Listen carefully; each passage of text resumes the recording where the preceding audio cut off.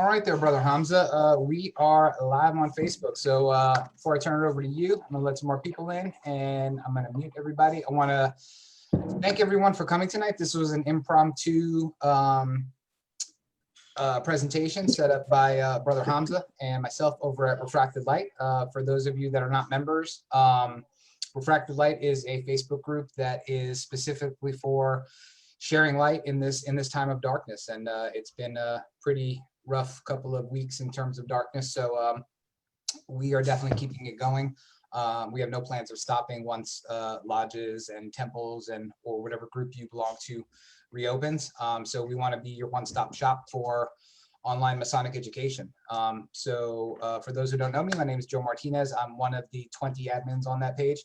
And I know Brother Hamza because I go to lodge with him. I go to Benjamin B. French Lodge number 15, the coolest lodge in DC. And with that, I'm going to turn it over to Brother Hamza.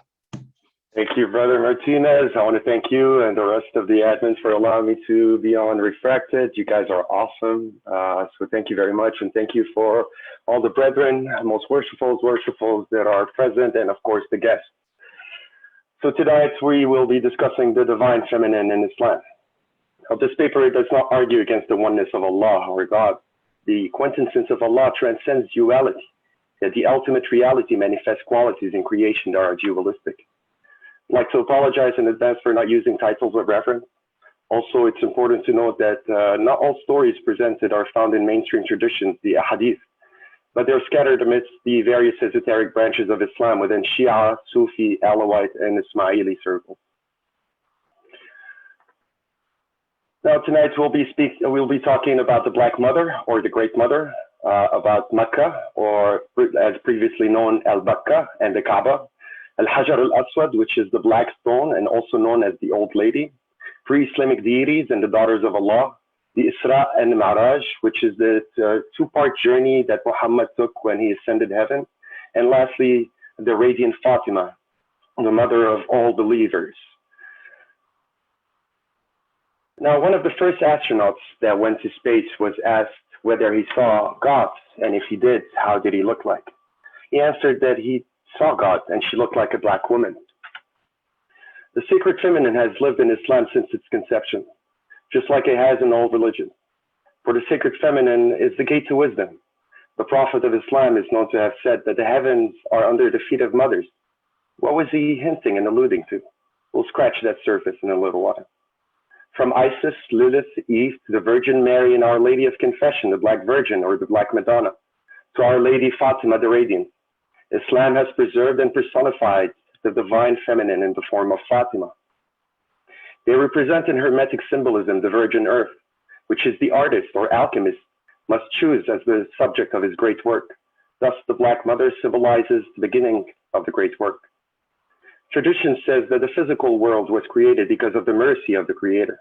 Thus, in Islam, every ayah, except for one, starts with Bismillah ar-Rahman ar-Rahim, in the name of God, the most merciful and the most compassionate. As you may know that in Semitic languages, nouns are either feminine or masculine, and mercy is feminine. And if you notice, it comes right after God. There's a saying that says that the mercy of God precedes his wrath. In a way, the feminine comes before the masculine. Our existence is a reflection of the spiritual world. There's a manifestation in each level of reality, and our reality is based on the mercy of God. We all came from the Ruham, or from the womb of a woman. We all have the potential to be the perfect man, or the Adam Kadamon, and the sacred feminine is the key. Now notice that Ruham, which is womb, and Ruh, which is spirit, they're very, very similar to each other. And not only, but Ruham, Bismillah ar-Rahman ar-Rahim, and the mercy and his compassion, they're both feminine aspects. Now, the Black Mother, or the Great Mother, goes back about 9,000 years. This is historically what we found. In the Abrahamic religion, the wife of Adam was feminine, but the first soul from which Adam was born was also feminine. The most powerful and the purest of men were conceived by a mother. The universe and existence were brought forth by the breath and from within a woman's womb. In spiritual transformation and rebirth, only the masculine principle can be born. For the feminine principle is the process itself, Once birth is given to the spirit, the creative feminine, in this case, the daughter of the Prophet Muhammad, Fatima, in a state of potentiality within the spirit reborn. The spirit of Imamat was born within her, and the line of sacred knowledge starts from her. It is said that there are 4 worlds of the soul in Islam, better known in Kabbalah today as Asaya, Yetzirah, Bariah, and Atzilus. The highest of these worlds is the world of light in Islam. And then comes the angelic, the double barzakh, and the barzakh, which are considered the firmament and the ether. These worlds are not governed by time or space, but dwell in the multidimensional universe, where time and space intertwine, and the past, present, and future all happen at the same time. Another tradition mentions that there are 2 realities to these 4 worlds that upholds the arsh of Allah, or the throne of God. And one is the aql al-awwal, or the first intellect, and in the other, the universal soul. The universal soul gave birth to our existence through mercy. A well-known saying is that in life we are not making choices, but we live to understand why we made these choices. So these choices were already made. Now in Kabbalah, just below the first sephirah of divine emanation known as Keter, meaning summit or pinnacle, lie the 2 roots of masculine and feminine, known as Hokmah and Bina. Although they are not masculine or feminine, Hokmah and Bina are the archetypes of the masculine and feminine. Bina is the Kabbalistic feminine symbol of understanding, a prelude to wisdom. Bina, the great mother, sometimes also called Mara, and Mara in Arabic means woman. The great sea is, of course, the mother of all living. She is the archetypal womb through which life comes into manifestation. The female principle within God is personified and called by the name Shekinah, literally meaning dwelling. In Kabbalah, however, the Shekinah is not only included as a distinctive principle within the inner divine life, but this distinctive principle is explicitly and quite graphically described as a female. The spiritual union between the divine principle and his creation is like the love of a child to his mother, a bride and a husband, or like a seeker and God. Islamic tradition says that God is a hidden treasure. He longed to be known, hence he created the world so that he would be known. In a way, God is experiencing life through us. So to know him, we have to unveil the hijab, or the veil that covers the light.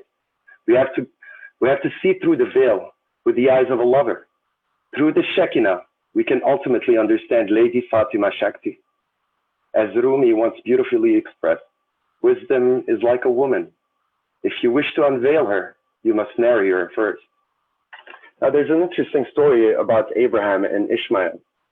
It depends on which tradition you follow. In the Islamic tradition, Ishmael was a child that was going to be sacrificed.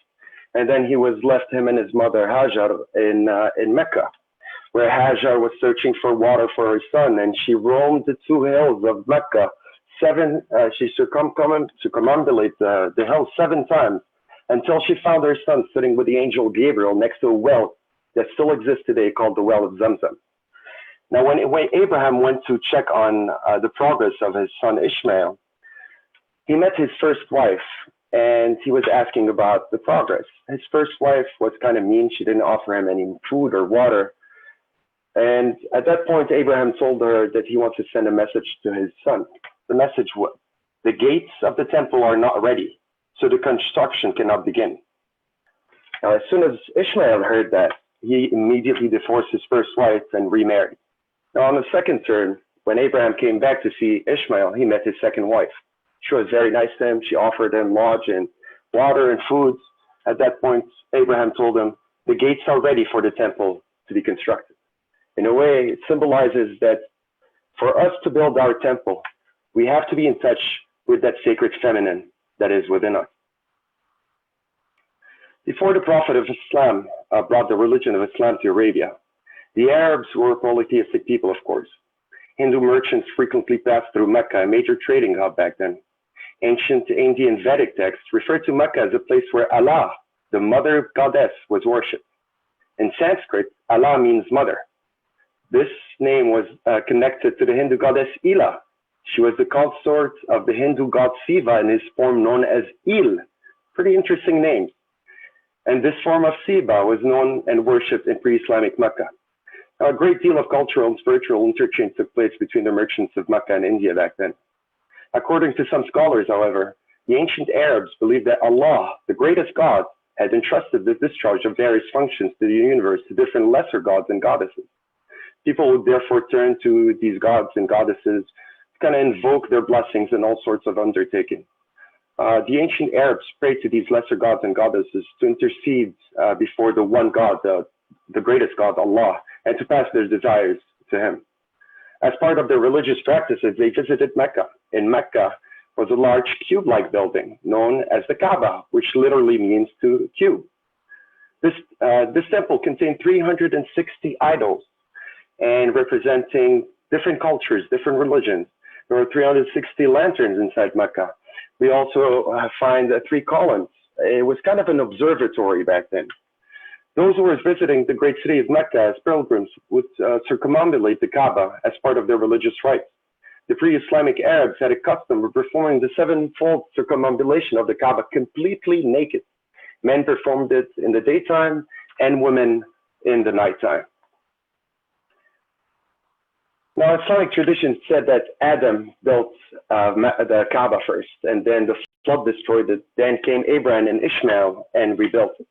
Now, in Islam, when you speak of Eden, it is in a different parallel universe that exists between our universe. So it's kind of a multi-dimensional universe. Now, the actual structure of the Kaaba has been demolished and rebuilt several times in the course of its history. We don't really know who built it first or when. But before the advent of Islam, the 4 walls of the Kaaba, or the cube, were associated with the 4 regions of the known world: Syria, Iraq, Yemen, Wal-Gharib, which is Syria, Iraq, Yemen, and the West. The major axis of the Kaaba is aligned to the star named Canopus in the south. This is very interesting. The minor axis is aligned towards summer sunrise and winter sunset, the furthest limit of the moon at solstice. Until about 90,000 years ago, Canopus was the brightest star in Earth's night sky. Sirius, in its orbit around the galaxy, drew closer to us and is now brighter than Canopus. Egyptians and many other civilizations and cultures use Sirius as their celestial navigation star. Now the question comes, were there men using the Kaaba location 90,000 years ago? That's something to ponder on. Now, if you notice the anti-clockwise circumambulation of the worshippers that go to the Kaaba, they do it anti-clockwise. And mystics say that just like when you put a screw and you do it clockwise, it goes in. And if you do it anti-clockwise, the energy goes out. So in a way, they're transferring that energy from the earth to the heaven. Also notice the circumambulation that looks a little bit like the rings of Saturn. And thanks to today's technology, if you look at Saturn's poles, you'll find a hexagram. And if you join the corners of a hexagram, you'll have a cube in the middle. That's also something to ponder on. The cube is used with the Jewish people when they put it on their forehead. Also, you can find the rings of Saturn on what the sheikh and the priest wear. And also the halos of angels, but we'll leave this for some other day. Now going back to the Kaaba, Ibn Ishaq, the 8th century Arab Muslim historian, relates that during the renovation of Kaaba undertaken by the Quraysh before Islam, they found an inscription on the corner of the foundation of the building that mentions Bakka, which is the old name of Mecca. It was composed in Syriac. It was incomprehensible at the beginning until it was translated from Hebrew. What it said that I am Allah, the Lord of Bakka. I created it on the day I created heaven and earth and formed the sun and the moon. And I surrounded it with 7 pious angels. It will stand while its 2 mountains stand, a blessing to its people with milk and water. The name of Bakka is woven into the Kiswa, which is the cloth covering the Kaaba that is replaced each year before the Hajj. Now, the valley of Bakka is also mentioned in Psalm chapter 84, in the passage where it says, "Blessed is the man whose strength is in thee, in whose heart are the ways of them, who passing through the valley of Bakka make it a well.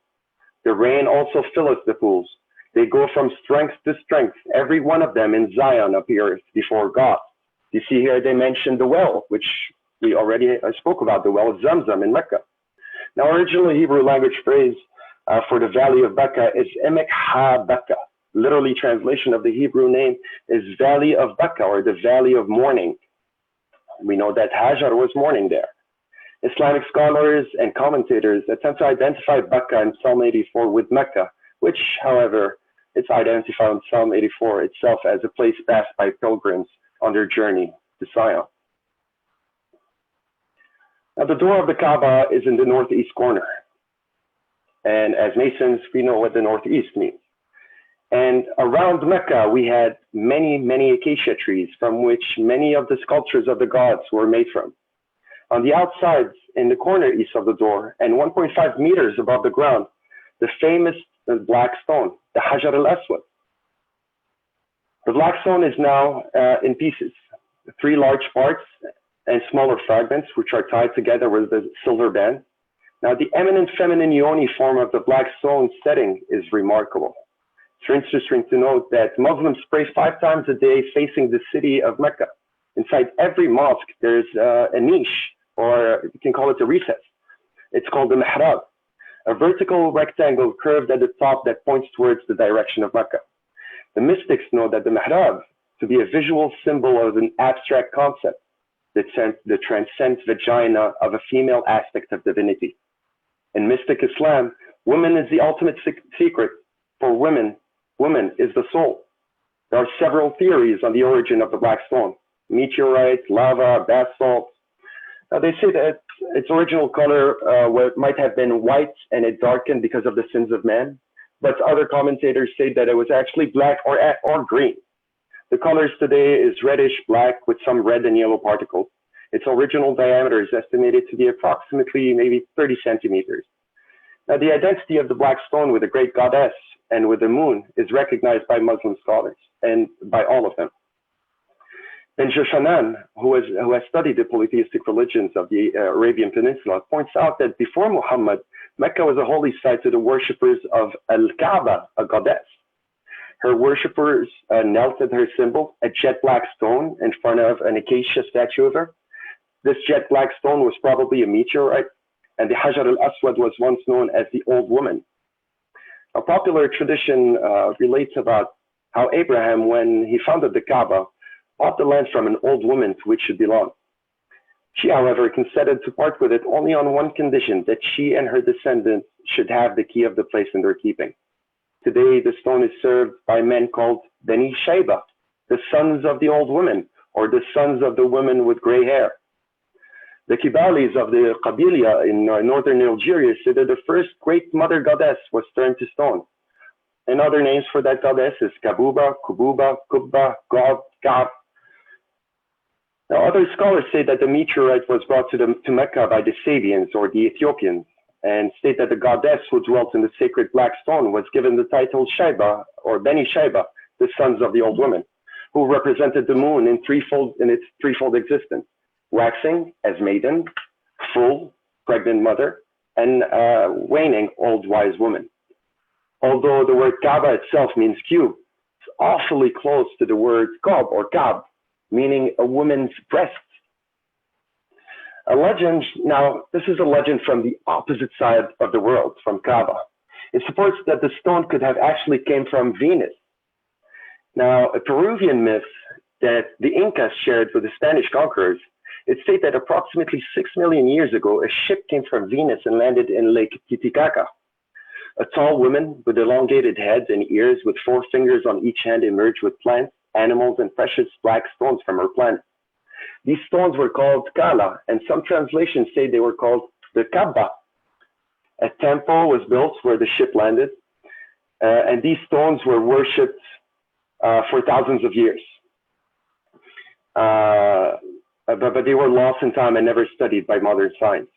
Robert Charroux, in his famous information compiled from the ancient Indians, records that convinced that the Spanish chronicler Garcia Beltran that some of the Kala stones were actually the stones of Mecca. So it's also something to ponder on. Now here where it gets interesting, I added this for my last lecture and I think you would like it. Now the Stone of Heaven, written by Parzival by Wolfram Bach, is certainly one of the most mysterious and interesting stories of the origin of the Black Stone. This manifestation of Holy Grail in the stone has been found throughout history, and versions of it existed throughout the world for many thousands of years. The tradition of identifying the divine feminine or the Holy Grail as a stone from heaven began with primitive men who experienced a distinct physical and emotional change just being in proximity to certain stones.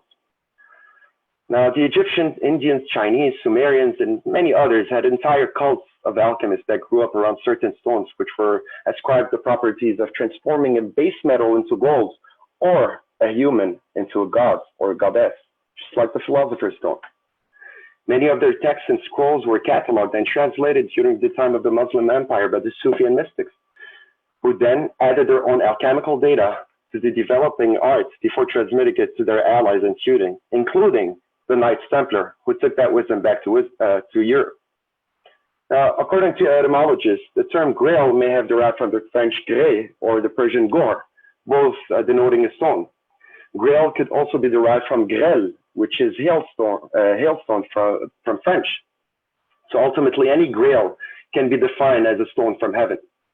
Now, some theories allude that the stone of heaven belonged to heaven's most notorious exile, our man, Lucifer. The Luciferian heritage is explained in the German poem Wartburg War, which you can see right in front of you. The poem details the heavenly battle between Saint Michael and Lucifer. It identifies the stone of heaven as a large emerald that became dislodged from Lucifer's crown and descended to earth. Now here comes a big question. Could the emerald tablet of Thoth be one of the same with Lucifer's emerald? And going further, could the Kaaba stones, the Hajar al-Aswad, be Lucifer's stone that came down to earth? It's also something to ponder on. Now, pre-Islamic deities.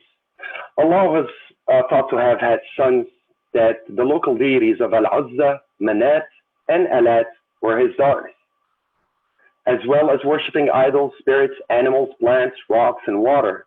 The ancient Arabs believed in several major gods and goddesses whom they considered to hold supreme power over all things. The most famous of these were Alat, Al-Uzza, Manat, and Hubal. The first three were thought to be the daughters of Allah, and their intercessions on behalf of their worshippers were therefore of great significance. Hubal was associated with the Semitic god Baal and with Adonis or Tammuz, the gods of spring, fertility, agriculture, and of course plenty. The first two daughters of Allah had names which were feminine forms of Allah, which are Alat and Manat. This was especially true of Allah, the God, the divinity, the personification of the divine world in its highest form, creator of the universe and keeper of the sworn oath. In the Hijaz, three goddesses had pride place as the daughters of Allah. The first, as we mentioned, was Alat, mentioned by Herodotus under the name Alilat. Her name means simply the goddess, and she may have stood for one aspect of Venus, the morning star, although Hellenized Arabs identified her with Athens. Next came Al-Uzza, the all-powerful, whom other sorcerers identify with Venus. The third was Manat, the goddess of fate, who held the shears which cut the thread of life and who has worshipped in a shrine on the seashore. Now, Al-Uzza was worshipped by the Damatiyans, who equated her with the Greek goddess Aphrodite or Anya. The stone cube at the Ta'if near Mecca was held sacred as part of her cult. She's also mentioned in the Quran in Surah 53:19 as being one of the goddesses that people worship. Alat or Allat is mentioned in the Quran, Surah 53:19. They also believe that she or her sister Al-Uzza lives in Kaaba in Mecca. Especially in older sources, Alat is an alternative name for the Mesopotamian goddess of the underworld, now usually known as Ershkigal. She was reportedly also venerated in Carthage under the name Alatu. Manat was a goddess of fate. She was known by the cognate name Amenawet to the Nabateans of Petra, who equated her with the Greco-Roman goddess Nemesis, and she was considered the wife of Hubal. Manat is the linguistic counterpart of the Hellenistic Tej, or Dahr, fateful time, who snatches man away and robs their existence of purpose and value. Now, what you see in front of you is a presentation that symbolizes the ascension, the Isra and Mi'raj, the two-part journey of Muhammad when he ascended to heaven.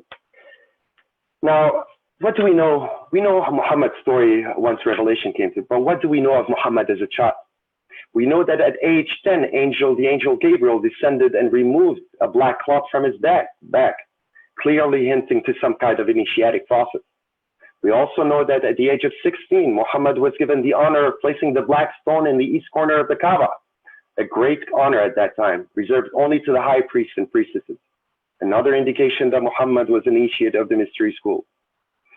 Now, Muhammad was raised as an orphan. He was raised by his uncle Abi Talib, and his cousin Ali is his son.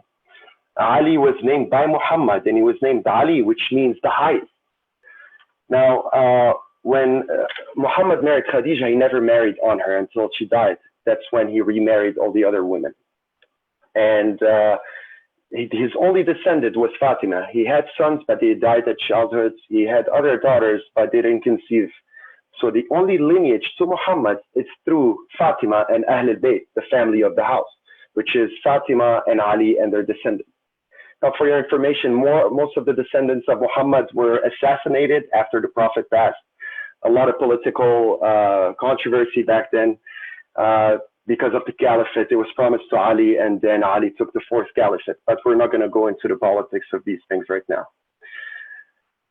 Now, if you look at this strange creature, it's called the Burak.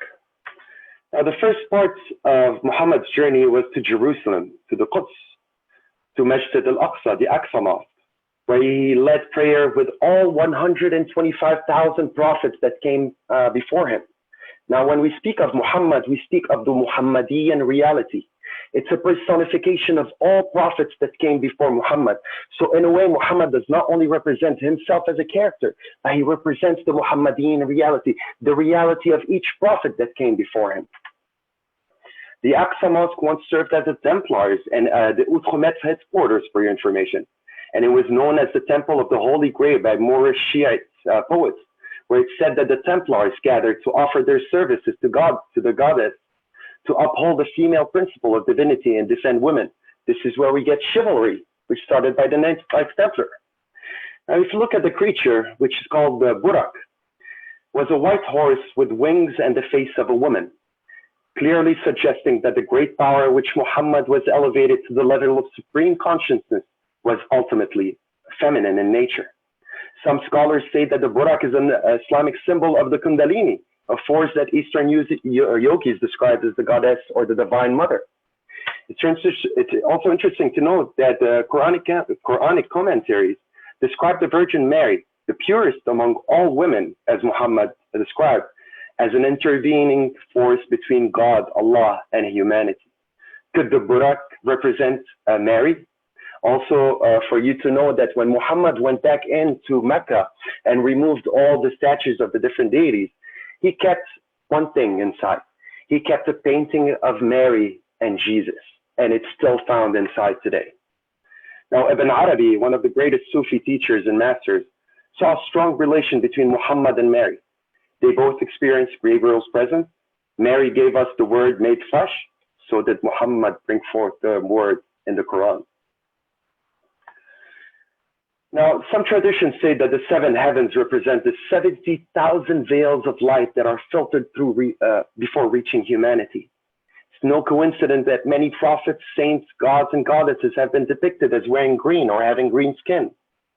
As you can see here, from Mahdi to Osiris to St. Peter to St. George to the Khudr, the Emerald Tablet, and many, many others, they all wore green. Now, I did a little experimentation. Today, if you get not perfect mirror, just like the mirrors that you use in your home, and you put them facing each other and you direct the light, you can see 1,000 reflections. But at the end of that reflection, you'll notice that the light turns green. Is that a symbol or is that a secret that this light is being filtered and that filtered light is received with the color green? This is why it was so important. It's also something worthy to ponder on. Now, from the light of Muhammad, it said that the throne was created. From Ali, the angels were created. And from Fatima, the 7 planets were created. She represents the pillars that uphold the thrones of heaven, which are the 7 planets. A tradition says that had it not been for Zahra or Fatima, God would not have created both Muhammad and Ali. Had it not been for Ali, God would not have created Muhammad. And had it not been for Muhammad, God would not have created humanity. Muhammad once said that he is the gate of knowledge and Ali is the key. To know Muhammad, we must know Ali. And to know Ali, we must know Fatima. For Fatima is neither the key nor the gate. Fatima is the temple of wisdom from which we enter through the gate and using the key of Ali.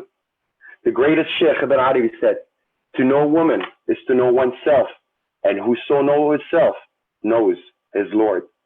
Fatima was first conceived after the ascent. So when Muhammad ascended to heaven, he passed by Al-Aqsa and went to heaven. On his return, the two angels, Gabriel and Israfil, appeared to him with a fruit from heaven. And they told Muhammad, we bring you salam, we bring you peace and this fruit from God. Muhammad was astonished. God sent me salam and a fruit. I will preserve this fruit for eternity. And then Gabriel ordered him to eat it because it was the order of the Almighty. As soon as he said that, Muhammad took the fruit with him to Khadija, his wife. And it is said that light illuminated their face. Now, knowing that when we see a fruit coming from heaven, we know that conception is being made. So this is where the conception of Fatima was being made. And this is where you find the trinity in Islam, with Muhammad and Khadija representing the perfect man, and the Holy Spirit with the fruit, and Fatima as an outcome. So Muhammad, Khadija, the Holy Spirit as the fruit, and Fatima is the trinity of Islam. Now, some traditions say that Fatima, when created in the spiritual realm, where time is different, she was divided from Ali and made a hur, which is a perfect woman. Although hur, just like light, she can only obey goodness. She was tested. This is why they call Fatima al-Mumtahina. Al-Mumtahina means she was tested twice. She was tested before birth, thus purified and exalted before birth, and then tested again when her whole family was martyred.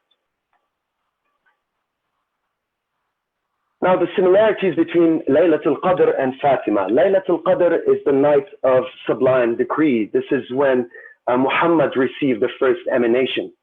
They say that Laylatul Qadr is of divine decree, is a hidden night, and only some righteous will understand this night, just like accessing the spiritual Zahra is as such. Knowing Laylatul Qadr, or the night of decree, is knowing Fatima. And it said if you worship in Laylatul Qadr, it would be equal to worshiping 30,000 nights. So knowing Fatima is equal to worshiping 1,000 nights. As Laylatul Qadr has sublime degrees, so as Fatima has sublime decree. Now, when Fatima died, around 72 days after her father passed, the friends of Muhammad came to reclaim all the lands from his family. And they didn't allow Ali to become the caliph, and this is where the politics all started. Now, when she tried to fight for the rights of her family, the friends of Muhammad, it is said, that entered her house and opened the door on her stomach. This is where she had internal bleeding and died from that. Now, Sunni scholars say that she died a natural death, so it's kind of debatable. But we call Fatima the lady awaiting at the door for that reason. Now, it's said that after the death of her father, the Prophet, Fatima would converse with Gabriel, and a mushaf or a codex was compiled by her husband Ali, and is known today as the Mushaf of Fatima, or the Book of Fatima. It speaks of Fatima grieving upon the passing of her father.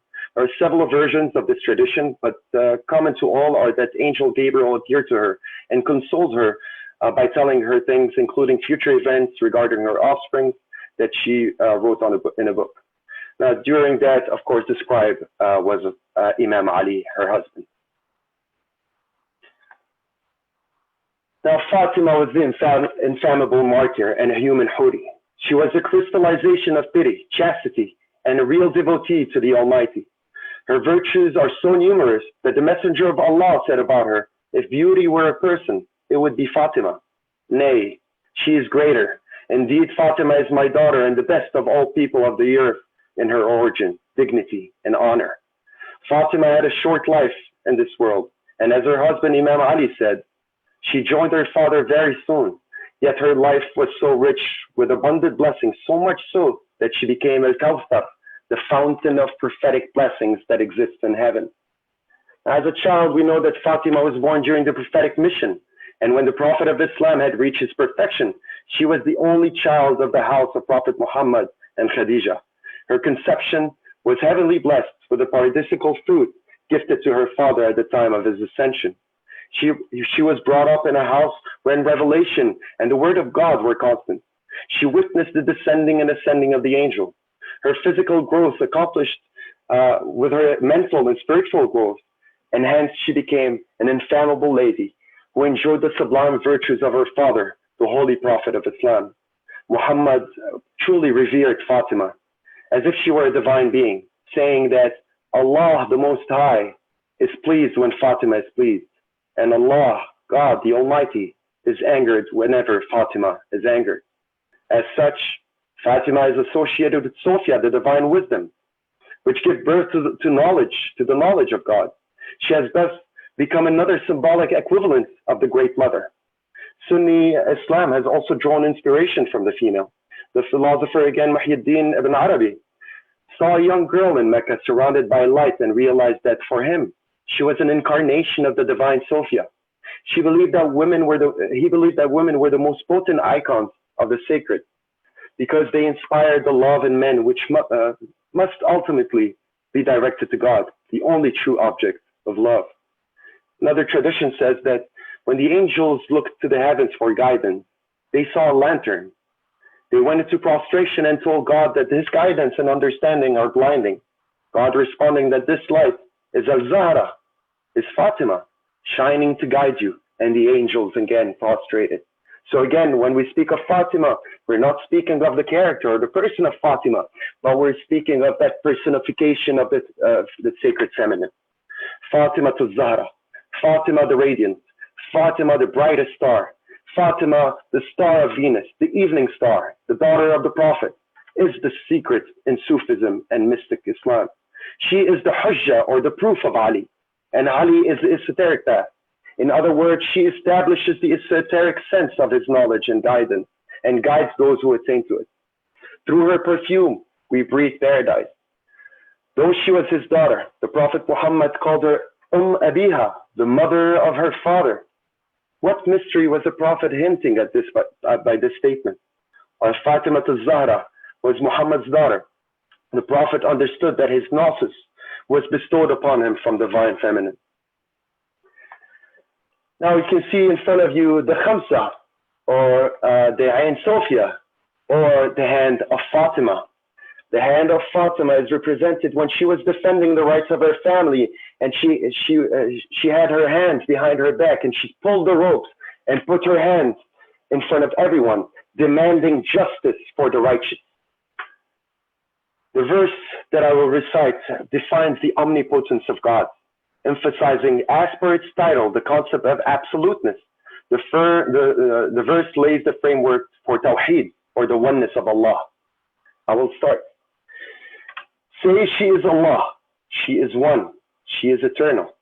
She begets, not nor she is begotten, and there is none equal unto her. The Holy Quran, Surah Ikhlas, absoluteness.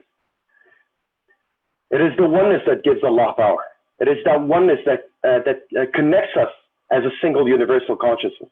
It is that oneness that serves as a reminder that out of multiplicity comes that unity that brings us closer to God. It puts the enormity of our problems into perspective. It makes us check our ego and reconsider. It serves as a reminder that we are not that different from one another, having all originated from one God who resides inside each of us, while remaining in existence far beyond our wildest imagination.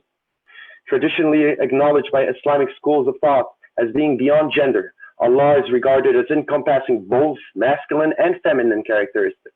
Nonetheless, in contradiction of this concept, the vast majority of Muslims now refer to Allah by the masculine pronoun of He without reservation. And in the Quran, the pronoun she is never mentioned.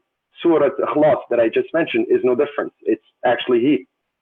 By altering tradition and amending the translation from the now traditional He to she, does the collective consciousness shift? Do we authentically reclaim the divine feminine inside Allah that was acknowledged 1400 years ago? do we eliminate the neo-patriarchal paradigm that infects the Islam or any other monotheistic religion of our modern era? Now, today I'm going to leave you with this, and it's up to you to bring out what you think is right from it. But remember, the Muhammadan reality still exists. There is an Adam and a Muhammad and an Abraham for every age. He might exist between us. The Khudr, the Messiah, he is already between us. You should not search too far, just look within. I will leave you with this last quote from Jalaluddin al-Rumi. The bee makes its honey from the pollen of the flower, while from the same source, the spider makes his poison. Now the problem that confronts us is, are we bees or spiders? Do the experiences of life become honey, or do we change them into poison? Thank you, gentlemen. And ladies. Oh my God. Brother Hamza, that was absolutely fabulous. That was better the second time I saw it. So Awesome. thank you so much. I'm open to questions if anybody. Yeah, before we go through, there was a question on Facebook from a brother Muhammad Yatim. He asked, how do you reconcile Islam denouncing God having any daughters in Islam with what was believed at the time and your description of the woman deities? Can you repeat that, please? Okay. How do you reconcile Islam denouncing God having any daughters in Islam with what was believed at the time and your description of the women deities? So Muhammad actually had received 3 verses that are called the Ayat al-Shaytaniyah, the satanic verses. And they were immediately removed the next day. So when Muhammad received these 3 emanations of these verses, they spoke of the 3 daughters of Allah, and they gave them, it was given in pride. Now the friends of Muhammad, when they heard that, they told him that this is going to divide his message, that people are really thinking of one holy God. The problem is that for most people, they don't understand that God has different aspects. These aspects before Islam and Christianity and Judaism, they were considered these lesser gods, but they were actually aspects. Now our dictionary is a lot broader. So there is a presence of the daughters of Allah. There would have been proof of their presence in the Quran in these verses, but alas, they were removed because even Muhammad thought that the majority of people would not fathom the idea that there are different aspects of God, which are represented in that feminine aspect. I hope it answered the question. I hope so too, because he can't talk. So with that, I will go ahead and open up any questions that anyone has. Just go ahead and unmute yourself.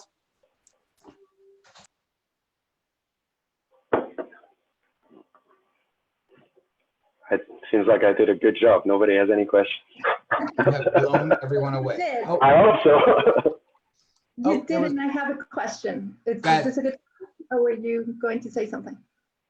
No, please. You first. Yes, thank you. That was amazing. That was really amazing when you mentioned Lake Titicaca and the ship from Venus landing and the rocks. I was blown away by that. Thank you. And by everything. But that connection was like, wait, what? I'm glad you liked this. Yeah, I really did.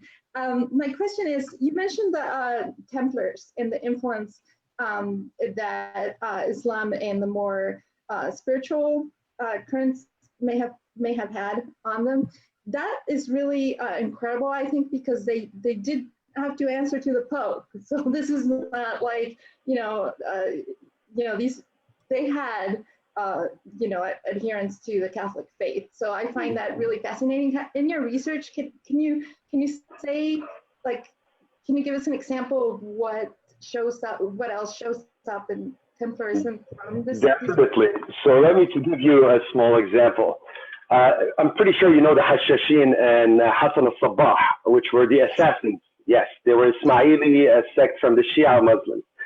Now, the Hashashin and the Templars were called by the Sufis the Sufi, which was translated later to Sophia in Latin. But it was actually Tasawwuf, which was brought to the mystic path. If you look at their regalia back then, the Sufis and the Templars wore the exact same thing. Red stashes, but the Templars had the cross that distinguished it. But they were white with red and bright red boots.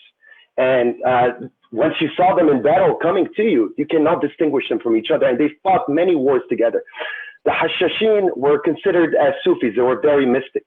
And they followed the Green Men, which also the Templars took with them. And from the Green Man came Baphomet that we know today, which is as above, so below, bringing nature, animal, man all together. It was brought from the Sufi. Now, the feminine aspect of the Holy Grail, as we mentioned before, was actually started in the Islamic world. Let's not forget, even today, I'm not going to go too far, but even Kabbalah that we know today had a lot of giving and taking from the Sufi thought. Because remember that when the rabbis were writing the Zohar, they were in Spain, and at that time Spain was conquered by the Arabs, and there was a lot of interchange between these mystic types. Now going back to the Templars had a lot of connection with the Sufis. They worked together, they were allies, under the table, over the table, they fought together. So in a way, the Sufis and the Templars are just one and the same. Because inside these circles, each of them had 3 degrees. The Sufis, they had the Fida'i, the Ta'i, and the Qa'ids, and I don't remember the 3 degrees of the Templar. They had the same initiatic process. They followed the same things. And we still can find this initiatic process through our degrees in Masonry today. I hope it was a little bit. Wow, wow, wow. Thank you. Thank you very much. Of course. Brother Hamza, we had another comment on Facebook. Caitlin, I hope I said her name right. She said, "Thank you so much. I really wish I had learned more about the feminine divine early on in my practice of Islam. This genuinely has helped renew some of my questions in my continuing journey in spirituality and faith." Well, good luck. God bless you. And I actually had a question Please. that I normally never do, and I was going to ask you this last time. You mentioned the Shekinah a couple of times, and in Hebrew tradition, you know, you're talking about the, you know, God's divine presence on earth, and it does have a feminine aspect to it. But the word Shekinah to show up in the Hebrew Bible, it's not there at all. I mean, you hear it in the Talmud and other things. Does the Quran actually Yes. touch on the Shekinah itself? It's called Sakina, which is peacefulness or mindfulness. So Sakina and Shekinah are very close to each other. And in Semitic language, I think the word Shekinah came from Sakina, because the Sa in Hebrew is a Sha. So.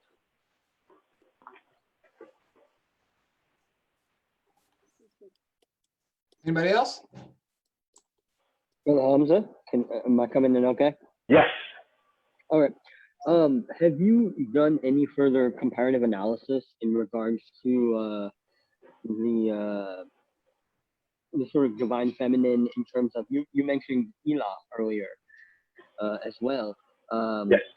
the mother of the world sort of, and the idea that the union of the masculine and the feminine sort of creates the perfection. Exactly. This is a concept that is very sort of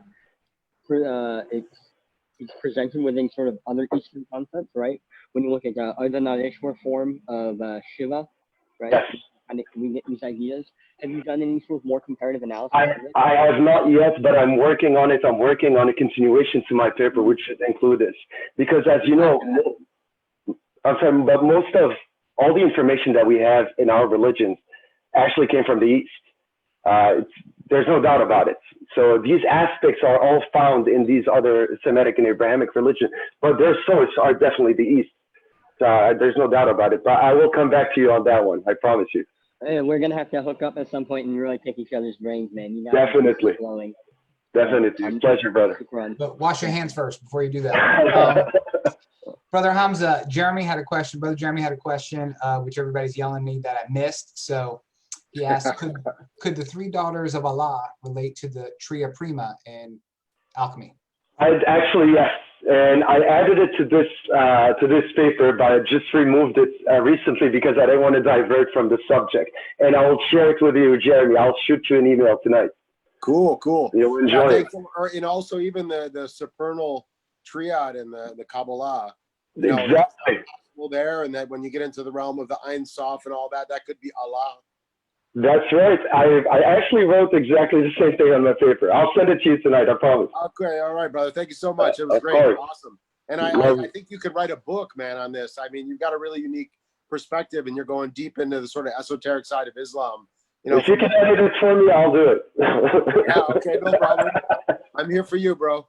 I love you, man. I love you too.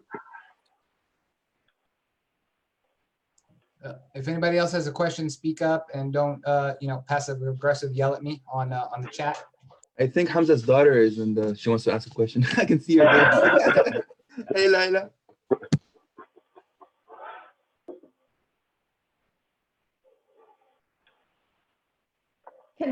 Can you tell us how on earth we got to have the honor to be joined by the Grandmaster of Montenegro? Well, actually, he's a friend of mine, and out of nowhere, Adam Goldman called me, and he told me that Most Worshipful would like to join. I was ecstatic. I was honored, truly honored. So thank you so very much, Most Worshipful, for being here.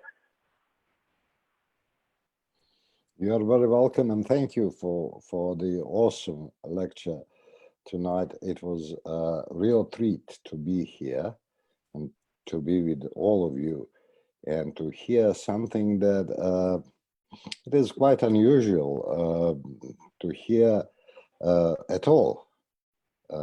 Feminine, divine feminine in Islam. It wouldn't come to my mind if I was born at the time of Muhammad. Yeah, it's hard to think of it together. It is great, but something other came to my mind. You know, today we have a perception of treating Islam treating women are quite different, and you will find in the societies that are quite misogynic. You will find a strong feminine influence in the backplane.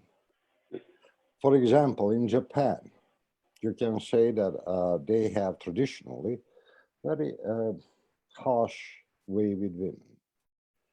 But on the other hand, they are running the society from the back. So the same things happen in today's world, everywhere you look. Sure. At least in so-called Western democracy.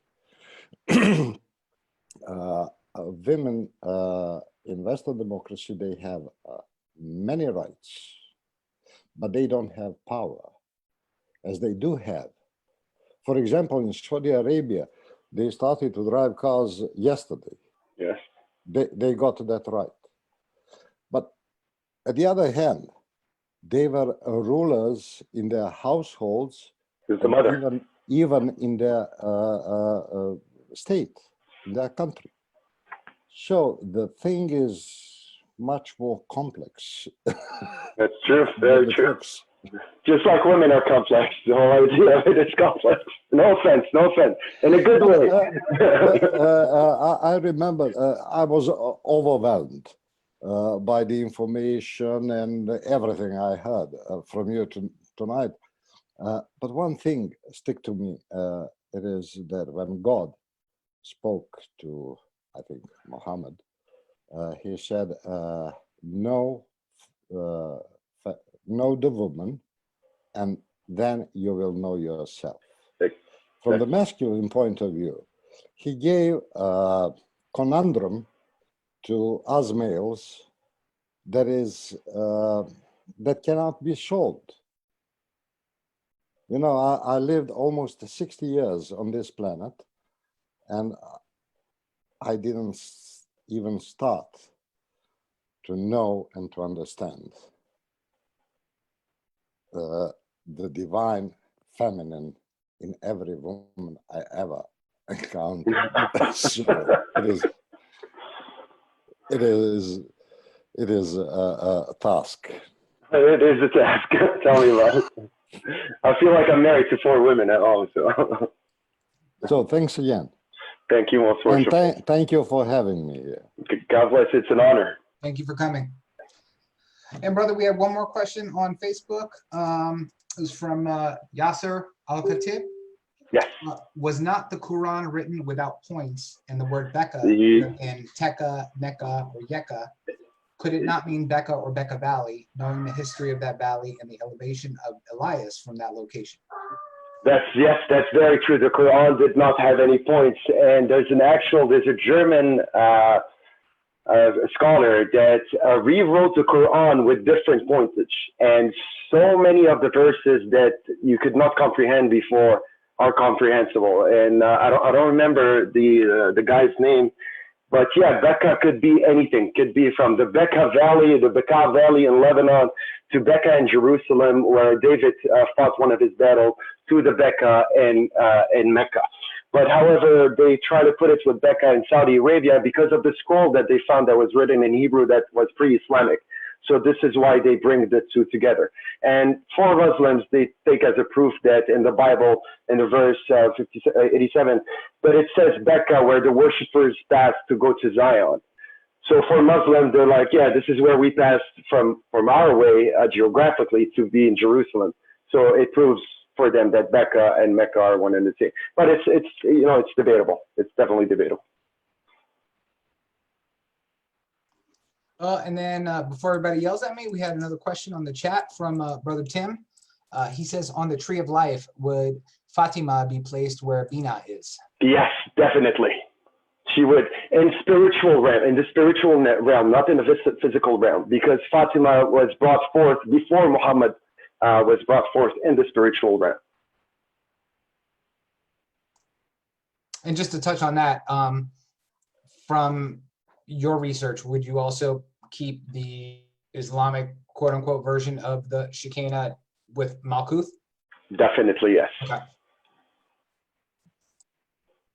Cool. Anybody got any other questions? I do have to cut it short at like 8:30, 8:35, because we do have another live stream going on Refracted Light. So any other last minute questions?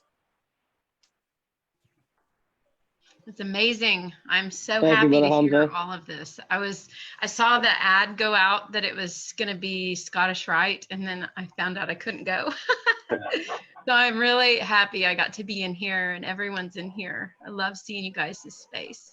Love you, Patty.